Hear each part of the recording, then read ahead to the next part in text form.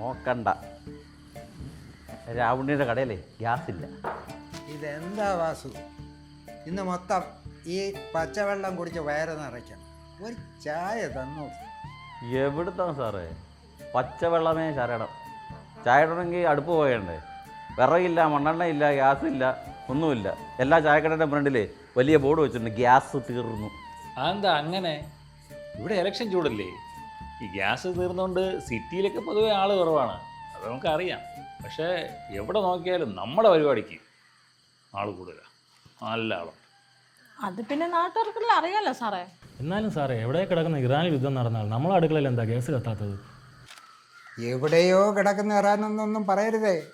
അത് അഭിലാഷ് പറഞ്ഞാലും രമേഷ് പിഷാരടി പറഞ്ഞാലും ആര് പറഞ്ഞാലും അതിവിടുത്തെ ഭരിക്കുന്ന ബുദ്ധിജീവികൾക്ക് ഇഷ്ടപ്പെടുകയില്ല. അവരിതെല്ലാം അന്താരാഷ്ട്ര ബന്ധങ്ങൾ ആക്കി കൂട്ടി കലർത്തി വച്ചിരിക്കുകയാണ്.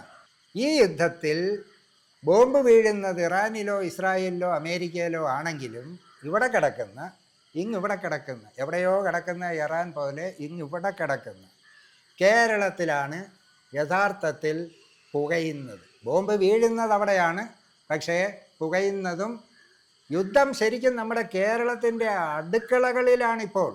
എല്ലാം അടച്ചു പൂട്ടിയില്ലേ, ഗ്യാസ് ഇല്ലല്ലോ. ചായ കുടി പോലും മുടങ്ങി, പച്ചവെള്ളം കുടിച്ചുകൊണ്ടിരിക്കുകയാണ്. അപ്പോൾ അതുകൊണ്ട് ഇതിനെ ഒരു വലിയ അന്താരാഷ്ട്ര ബന്ധമുള്ള ഒരു വലിയ വിഷയമായിട്ടാണ് കാണേണ്ടത്. ഇവിടെ ഗ്യാസിൻ്റെ വില 50 രൂപ വെച്ച് വീട്ടിൻ്റേത് കൂടി, 70 രൂപ വെച്ച് നമ്മളുടെ ഹോട്ടലുകളുടേത് കൂടി, മണ്ണെണ്ണയ്ക്ക് 4 രൂപ വെച്ച് കൂടി, റേഷൻ മണ്ണെണ്ണയ്ക്ക്. ഇനി പെട്രോളും ഡീസലും കിട്ടാത്തൊരവസ്ഥ വരും. ഇവിടുന്ന് സാധനങ്ങൾ അങ്ങോട്ട് പോകാത്തതുകൊണ്ട് അവിടങ്ങളിൽ ഗൾഫിലുള്ള മലയാളികൾ കിടന്ന് പാടുപെടുകയാണ്. അവിടുന്ന് ഇങ്ങോട്ട് കിട്ടേണ്ടുന്ന സാധനങ്ങളും കിട്ടാതെ വരിക. ചുരുക്കി പറഞ്ഞാൽ യുദ്ധം നടക്കുന്നത് ഇറാനിലാണെങ്കിലും കഷ്ടപ്പെടുന്നത് മുഴുവൻ ഇന്ത്യക്കാരും, അതിൽ തന്നെ ഏറ്റവും കൂടുതൽ പേർ ബുദ്ധിമുട്ടുന്നത് എവിടെയാ? കേരളത്തിലാണ്. ഇനി നമുക്ക് എവിടെയെങ്കിലും കിടക്കുന്ന ഇറാനെന്ന് പറയാൻ പറ്റുമോ അഭിലാഷേ? നമ്മളെയല്ലേ ഇത് ഏറ്റവും അധികം ബാധിക്കുന്നത്. പക്ഷേ നമ്മളുടെ ഏറ്റവും വലിയ പ്രശ്നം എന്താണ്?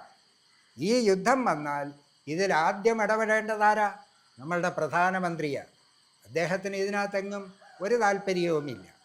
അദ്ദേഹത്തിന് ബെസ്റ്റ് ഫ്രണ്ടിനെ സംരക്ഷിക്കണമെന്ന് മാത്രമേ ഉള്ളൂ. അദ്ദേഹത്തെ കുറ്റപ്പെടുത്തിയൊന്നും പറയില്ല. എന്ന് മാത്രമല്ല, നോക്കൂ, നമ്മുടെ രാജ്യത്തിൻ്റെ അഭിമാനമില്ലാതാക്കുന്ന രീതിയിൽ ഇന്ത്യയും പാകിസ്ഥാനും തമ്മിലുള്ള യുദ്ധം തീർത്തത് ആരാണെന്നാണ് പറഞ്ഞുകൊണ്ട് കിടക്കുന്നത്? നമ്മുടെ ട്രംപാണെന്ന്. നമ്മുടെ പ്രധാനമന്ത്രി ഒരക്ഷരം അങ്ങനെ അല്ല എന്ന് പറഞ്ഞിട്ടുണ്ടോ? ഇന്ത്യക്കാരായ 100ഓളം പേരെ ദേഹം മുഴുവൻ ചങ്ങലയും കഴുത്തിലും ഒക്കെ ഇട്ട് 40 മണിക്കൂർ അമേരിക്കയിൽ നിന്നും വിമാനത്തിൽ കയറ്റി ഡൽഹിയിൽ കൊണ്ടുവന്നിറക്കിയിട്ട് ഈ പ്രധാനമന്ത്രി ഒരക്ഷരം രാജ്യത്തിൻ്റെ 90ഓളം ഇന്ത്യക്കാരെ ചങ്ങലക്കിട്ട് മൂത്രമൊഴിക്കാൻ പോലും വിടാതെ ഈ രാജ്യത്തെ അപമാനിച്ചിട്ട് ഒരക്ഷരം അദ്ദേഹം പറഞ്ഞിട്ടുണ്ട്. അപ്പം അദ്ദേഹവും മിണ്ടില്ല. അദ്ദേഹത്തിൻ്റെ അനുയായി അവിടെ കോട്ടിട്ട പാൻറ്റിട്ട മോഡിയെങ്കിൽ ഇവിടെ മുണ്ടുടുത്ത മോഡി, ആ വ്യത്യാസമേ ഉള്ളൂ. രണ്ടും ഒരേ തൂവൽ പക്ഷികളാണ്, സഖ്യകക്ഷികളാണ്. അതുകൊണ്ട് എന്തൊക്കെ നമ്മൾ പറഞ്ഞാലും കേരളത്തിൻ്റെ ജനങ്ങളുടെയും കേരളത്തിൻ്റെയും ഇപ്പോഴത്തെ അവസ്ഥ പരമ കഷ്ടത്തിലാണ് എന്ന് പറയാതിരിക്കാൻ നിർവാഹമില്ല. അതാണ് സാറേ, ഞാൻ കുറച്ച് ദിവസം ഗ്യാസ് ബുക്ക് ചെയ്യാൻ നോക്കിയിട്ടേ കിട്ടുന്നില്ല. ലളിതേ, നമ്മളിനി പഴയ വിറകടുപ്പിലേക്ക് പോകണോ? കാരണവന്മാർ പണ്ടേ പറഞ്ഞിട്ടുണ്ട് പഴയ കാലത്തിലേക്ക് മടങ്ങിപ്പോവേണ്ടി വരുമെന്ന്. എന്നാൽ ഇന്നത്തെ പേടി അതല്ല. പിണറായി ഭരിക്കുന്ന കാലത്ത് തന്നെ നമ്മൾ ശിലായുഗത്തിലേക്ക് പോകേണ്ടി വരും എന്നുള്ളതാണ്. ഈ വെളിയിലെ രാജ്യങ്ങളിൽ യുദ്ധങ്ങളും പ്രശ്നങ്ങളൊക്കെ ഉണ്ടായാലേ നമ്മുടെ നാട്ടിൽ ഈ സാധനത്തിൻ്റെ വില കൂടുന്നത് നിയന്ത്രിക്കാൻ ഒരു മാർഗ്ഗവും ഇല്ലയോ? അത് നീ നിൻ്റെ വീട്ടിൽ പോയി ചോദിക്കും. ഞാൻ പറഞ്ഞതല്ല, PR പറയാൻ പറഞ്ഞത്. ഇത് ഇന്നത്തെ പത്രം അല്ലയോടാ സാറേ, അതിൻ്റെ ഫ്രണ്ട് പേജ് 2 PR വർക്കിൻ്റെ പരസ്യമാണ്. അത് പഴം പൊതിയാനേ കൊള്ളാവൂ.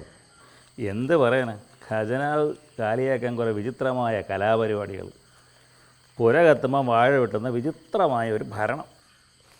അതെ, പൂച്ച പെറ്റുകിടക്കുന്ന ഖജനാവും ആഡംബരക്കാരിൽ പറക്കുന്ന മന്ത്രിമാരും. സാറേ, ഇതാണോ സോഷ്യലിസം? സോഷ്യലിസം അറിയാവുന്നവർ മൊത്തം ഇപ്പോൾ പാർട്ടിക്ക് പുറത്താണ്. പിണറായിസം അറിയാവുന്നവർ മാത്രമാണ് പാർട്ടിക്കകത്തുള്ളത്. കേരളത്തിലെ കാസർഗോഡ് മുതൽ തിരുവനന്തപുരം വരെയുള്ള പാർട്ടിയുടെ ഇന്നത്തെ അവസ്ഥ എന്താ? പാർട്ടി ഉണ്ടായ കാലം മുതൽ അടിയുറച്ച കമ്മ്യൂണിസ്റ്റുകാരായ നല്ല കമ്മ്യൂണിസ്റ്റുകാരെല്ലാം ഇപ്പോൾ പുറത്താണ്. ആലപ്പുഴയിലെ ജി സുധാകരനെ കുറിച്ച് ആരെങ്കിലും പറഞ്ഞു തരേണ്ടതായിട്ടുണ്ടോ? ആലപ്പുഴയിൽ പാർട്ടി നെടുകെ പിളർന്നു. പയ്യന്നൂരിൽ, കാസർഗോട്ട് എല്ലാം വിഷയമാണ്. എവിടെയെങ്കിലും ഒരു രക്തസാക്ഷിയുടെ ഫണ്ട് അടിച്ചു മാറ്റിയ സംഭവം നമ്മൾ കേട്ടിട്ടുണ്ടോ? പക്ഷേ CPM-ൽ ഇപ്പോൾ ആദ്യം എറണാകുളത്തെ അഭിമന്യു SDPI-ക്കാർ മഹാരാജാസ് കോളേജിൽ കയറി വെട്ടിക്കൊന്നു എന്ന് പറഞ്ഞിട്ട് കോടിക്കണക്കിന് രൂപ പിരിച്ചു. ഒരു ചെറിയ വീടും കുറച്ച് രൂപയും കൊടുത്തിട്ട് ബാക്കി അടിച്ചു മാറ്റി. ഇത് കണ്ട് ആവേശം മൂത്ത് പയ്യന്നൂരിൽ ധ്യാൻരാജ് എന്ന് പറയുന്ന സഖാവിന് വേണ്ടി പിരിച്ച കോടികൾ അടിച്ചു മാറ്റി. ആ അടിച്ചു മാറ്റിയ കണക്കുകൾ കൃത്യമായി അവതരിപ്പിക്കണമെന്ന് പറഞ്ഞ സഖാവ് കുഞ്ഞകൃഷ്ണൻ പുറത്ത്. അടിച്ചു മാറ്റിയ ആൾ വീണ്ടും MLA ആയി മത്സരിക്കുന്നു. ഇതാണോ കമ്മ്യൂണിസവും സോഷ്യലിസവും ഒക്കെ? ഇവിടെ എല്ലാ ജില്ലകളിലും, കണ്ണൂർ ജില്ല, കാസർഗോഡ് ജില്ല, എല്ലാ ജില്ലകളിലും ഇത് തകരുകയാണ്. ആശയദാരിദ്ര്യം, ആശയമില്ല, പകരം ആമാശയമാണ്. ഇപ്പോൾ കമ്മ്യൂണിസമല്ല, ആമാശയം.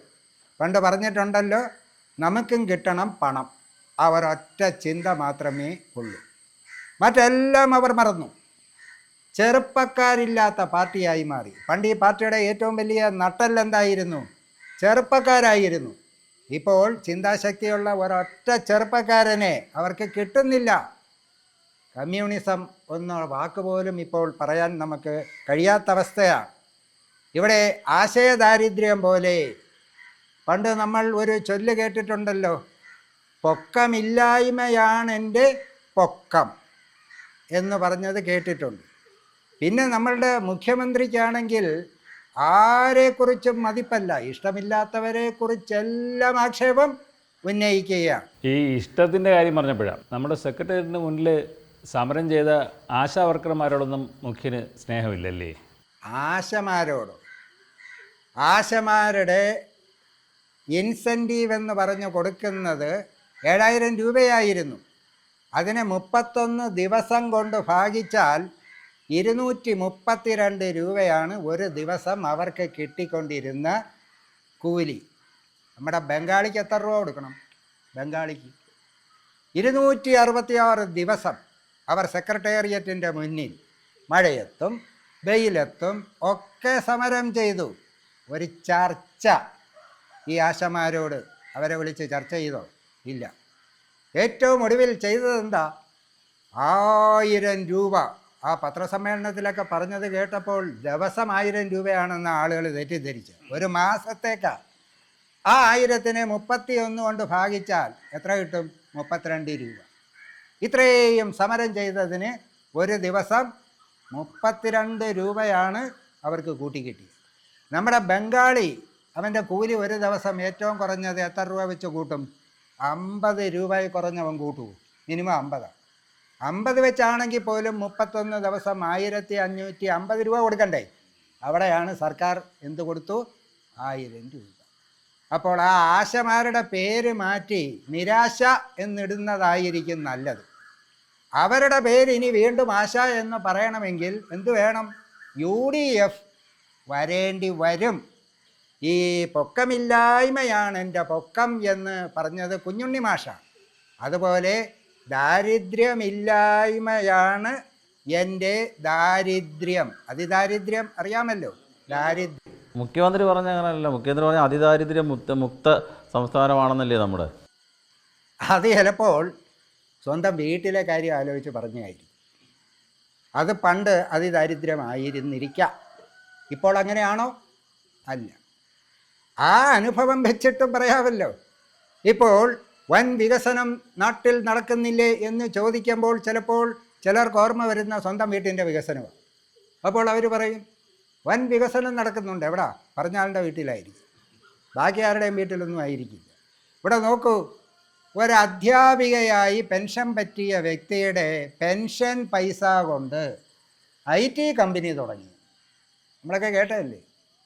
ഇതിനും വേണ്ടി സർക്കാർ കൊടുക്കുന്നുണ്ടോ എന്നാണ് ആളുകളുടെ സംശയം. അപ്പോൾ സ്വന്തം കുടുംബത്തിന് വലിയ വലിയ നേട്ടങ്ങൾ ഉണ്ടാകുന്നുണ്ട്, ആ കുടുംബത്തെ കൂട്ടുകുടുംബമാക്കുന്നുണ്ട്. വെറും ഒരു മുഖ്യമന്ത്രിയിൽ മാത്രം ആദ്യം ഒതുങ്ങി നിന്ന ഇപ്പോൾ അത് 2 മന്ത്രിമാരുള്ള കുടുംബമായി. ഇനി ഒരു ഊഴം കൂടി കിട്ടിയാൽ കുടുംബത്തിലോട്ട് വേറെ ആരെങ്കിലുമൊക്കെ ഇനി മന്ത്രിമാരായി വരുമോ എന്നൊക്കെയുള്ള സംശയം പ്രകടിപ്പിക്കുന്നത് ആരാ? അവരുടെ കൂടെ നിൽക്കുന്നവർ തന്നെയാണ്. യഥാർത്ഥ കമ്മ്യൂണിസ്റ്റുകാരും സോഷ്യലിസ്റ്റുകാരും ഒന്നും ഇപ്പോൾ ആ പാർട്ടിയിൽ ഇല്ല.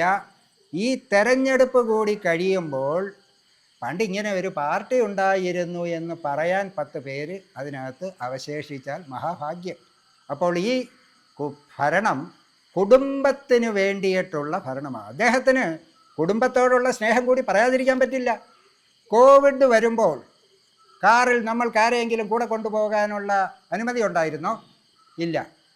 ഉമ്മൻചാണ്ടി കോവിഡ് പിടിച്ചിട്ട് പോയപ്പോൾ നമ്മൾ കണ്ടു, മുൻ മുഖ്യമന്ത്രി അദ്ദേഹം ഒരു കാറിൽ പോയി, അദ്ദേഹത്തിൻ്റെ ഭാര്യ വേറൊരു കാറിൽ പോയി. പക്ഷേ നമ്മുടെ മുഖ്യമന്ത്രി പോയത് എങ്ങനെയാണ്? 2 പേരും കൂടെ അടുത്തടുത്തിരുന്ന് പോയി. മാധ്യമക്കാർ ചോദിച്ചപ്പോൾ അദ്ദേഹം പറഞ്ഞ മറുപടി എന്താണെന്നറിയാം?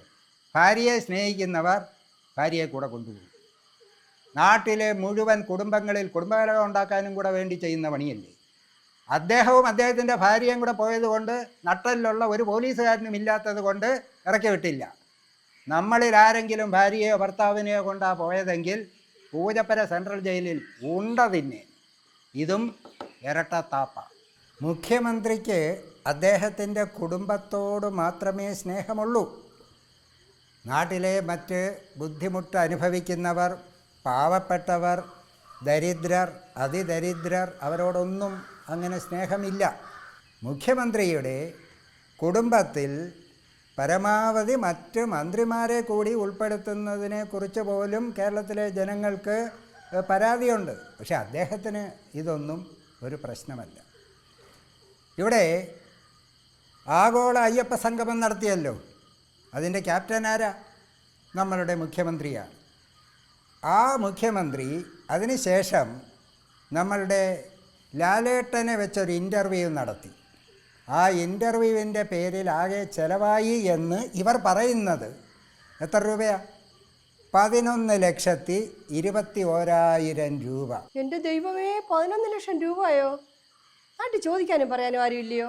ഈ 11 ലക്ഷം രൂപ ഇതിന് ചിലവായി എന്ന് പറയുമ്പോൾ ആ ചിലവ് എങ്ങനെ, എന്തിന്, ആർക്ക് കൊടുത്തു എന്ന് ആർക്കെങ്കിലും അറിയാമോ? ലാലേട്ടൻ ഒരു പൈസയെങ്കിലും കൊടുത്തോ ഇല്ലയോ എന്ന് നമുക്കറിയാമോ? അത് ബുദ്ധിപൂർവമാണ് ആ രീതിയിൽ പറയാത്തത്. വിവരാവകാശം വെച്ച് ചോദ്യം ചോദിച്ചു. ആ ചോദ്യം ചോദിച്ചപ്പോൾ ഓരോരുത്തർക്കും എത്ര രൂപ കൊടുത്തു എന്നുള്ളതിനൊന്നും മറുപടിയില്ല. ഒരൊറ്റ മറുപടിയേ ഉള്ളൂ. എന്താ? ആ പരിപാടിക്ക് ആകെ എത്ര രൂപ ചിലവായി? 11 ലക്ഷത്തി. ഇങ്ങനെ യാതൊരു നിയന്ത്രണവുമില്ലാതെ ഈ പണം മുഴുവൻ ഈ ഖജനാവിൽ നിന്നും അടിച്ചു മാറ്റുകയാണ്. PR-ൻ്റെ പേരിൽ എത്രയെത്ര തുകകളാണ് അടിച്ചു മാറ്റുന്നത്. ഇപ്പം എവിടെ പോയാലും മുഖ്യമന്ത്രിയുടെ പടം മാത്രമല്ലേ ഉള്ളൂ. നമ്മൾ ഉദയനാണ് താരത്തിലെ സരോജ് കുമാറിനെ നമുക്കറിയാമല്ലോ. എൻ്റെ തല, എൻ്റെ മാത്രം തല, വേറെ ഒരു തലയും പാടില്ല എന്നത് തനി ആവർത്തനം നമ്മൾക്കിപ്പോൾ കാണാൻ കഴിയുന്നത് എവിടെയാണ്? മുഖ്യമന്ത്രിയുടെ ചിത്രങ്ങളാണ്. അത് വിവരാവകാശത്തിൽ നമ്മൾക്ക് കിട്ടി. 600 ഹോർഡിങ്സ് വെക്കുന്നതിന് അദ്ദേഹത്തിൻ്റെ മാത്രം തല എത്ര കോടിയാണെന്നറിയണ്ടേ? മൊത്തം ചെലവ് 100 കോടി രൂപയിൽ അധികം രൂപയാണ് ഇവിടെ കൊണ്ടുവന്നിരിക്കുന്നത്. ഇനി ആഗോള അയ്യപ്പ സംഗമത്തിന് അദ്ദേഹത്തിനൊരു കട്ടിൽ വാങ്ങിയതിന് കേട്ട തുക കേട്ടാൽ നമ്മൾ ഞെട്ടിപ്പോവും. എത്രയാ? 1,00,000 രൂപ എങ്ങാണ്ടെന്ന് ഒരു കട്ടിലിന്. ഹെലികോപ്റ്റർ, അതേപോലെ വിദേശ യാത്രയ്ക്ക് പോയതിന് എത്രയോ കോടി ചിലവാണ്. നെതർലൻഡ്സിൽ പോയത് വെള്ളപ്പൊക്കം എങ്ങനെ കേരളത്തിൽ ഒഴിവാക്കാം എന്ന് പഠിക്കാൻ പോയിട്ടാണ്. പക്ഷെ അദ്ദേഹം പോയിട്ട് വന്നതിന് ശേഷം കേരളത്തിൽ നിരന്തരം വെള്ളപ്പൊക്കമാണ്. അപ്പോൾ ചില സരസന്മാർ ചോദിച്ചത് വെള്ളപ്പൊക്കം എങ്ങനെ നിയന്ത്രിക്കാമെന്നാണോ പഠിക്കാൻ പോയത്, വെള്ളപ്പൊക്കം എങ്ങനെ കൊണ്ടുവരാം എന്ന് പഠിക്കാനാണോ പോയതെന്ന് പോലും. നമ്മുടെ ഖജനാവിലെ പണം ഈ രീതിയിലെടുത്ത് പാഴ്പണി ചെയ്യുക. പാവപ്പെട്ടവന് കൊടുക്കാൻ 5 പൈസ ഖജനാവിൻ്റെ കൈകളിൽ ഇല്ല. ഇപ്പം എല്ലാവർക്കും കുറേ കാര്യങ്ങൾ കൊടുക്കും എന്ന് പറഞ്ഞിട്ടുണ്ട്. ആര് കൊടുക്കും? ഇനി വരുന്ന ഗവൺമെൻറ് കൊടുക്കും. ഏതുപോലെ നമ്മുടെ നാട്ടിലൊക്കെ ചിലപ്പോൾ ചില കാരണവന്മാർ ഒരേക്കർ വസ്തുവും ഒരു വലിയ വീടും കാണും, ജപ്തിയിലായിരിക്കും. മരിക്കാൻ നേരം എന്തു ചെയ്യും? എല്ലാവരെയും വിളിച്ചിട്ട് പറയും 30 സെൻറ്റ് സ്ഥലം നിനക്ക്, 25 സ്ഥലവും വീടും നിനക്ക്, ബാക്കി 30 സെൻറ്റ് നിനക്ക്. എല്ലാവരും ഹാപ്പിയായി. ആൾ മരിച്ചാൽ സഞ്ചയനത്തിൻ്റെ അന്ന് വീട് ജപ്തി ചെയ്തിക്കൊണ്ട് പോകും. കൊടുത്തോ എന്ന് ചോദിച്ചാൽ കൊടുത്തു. ആർക്കെങ്കിലും കിട്ടിയോ എന്ന് ചോദിച്ചാൽ ഇല്ല. ഇങ്ങനെയുള്ള പരസ്യങ്ങളുടെയും അതുപോലെയുള്ള ചെലവുകൾ നോക്കൂ. അദ്ദേഹത്തിൻ്റെ പരസ്യം KSRTC ബസ്സിനകത്ത്, നമ്മുടെ സൂപ്പർ മാർക്കറ്റുകളിൽ, മാളുകളിൽ, ട്രെയിനുകളിൽ, റെയിൽവേ സ്റ്റേഷനുകളിൽ എവിടെയൊക്കെയാണ് പരസ്യങ്ങൾ ഇല്ലേ? ഇതെല്ലാം നമ്മൾക്ക് ഈ തെരഞ്ഞെടുപ്പിൽ ജനങ്ങളെ ബോധ്യപ്പെടുത്തണം. അത് ബോധ്യപ്പെടുത്തിയാൽ മാത്രം പോരാ, അതെല്ലാം നമ്മൾക്ക് വോട്ടുകളായി കൊണ്ടുവരികയും വേണം. സാറേ കേട്ടിട്ട് തല ഇറങ്ങും കേട്ടോ. അയ്യോ, ഇനിയെങ്കിലും നമ്മൾ കണ്ണു തുറന്നില്ലെങ്കിൽ ദേ ഇതുപോലെ കീറും നമ്മുടെ ചീട്ട്. സർക്കാരിൻ്റെ പരസ്യത്തിൻ്റെ തിളക്കം കണ്ട് കണ്ണ് മഞ്ഞളിക്കരുത്. എല്ലാവരും ശ്രദ്ധിക്കുക, സർക്കാരിൻ്റെ ചെമ്പ് തെളിഞ്ഞിരിക്കുന്നു. പിന്നെ ഞാനങ്ങോട്ട് എന്താ രാധാകൃഷ്ണ? നല്ല മഴക്കോളുണ്ട്, കല്ലുമഴയാവാനുള്ള സാധ്യതയുണ്ട്. അങ്ങനത്തെ കാലമല്ലേ PR വർക്കിൻ്റെ കാലം, പിണറായി രാജാവിൻ്റെ കാലം.